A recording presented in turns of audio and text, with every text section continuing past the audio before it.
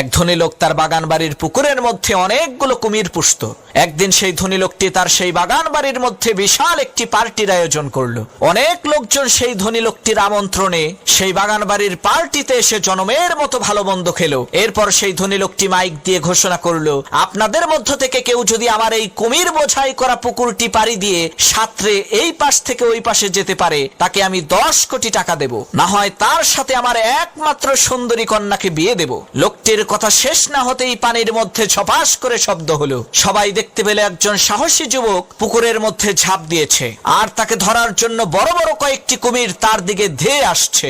এদিকে সেই যুবক ছেলেটি প্রাণে বাঁচার জন্য তার সমস্ত শক্তিকে একত্রিত করে ঊর্ধ্বশ্বাসে সামনের দিকে সাঁতরে যাচ্ছে। এক পর্যায়ে সেই ছেলেটি কোনো ক্রমে পুকুরটি পাড়ি দিয়ে পুকুরের ওই পারে যেয়ে উঠল।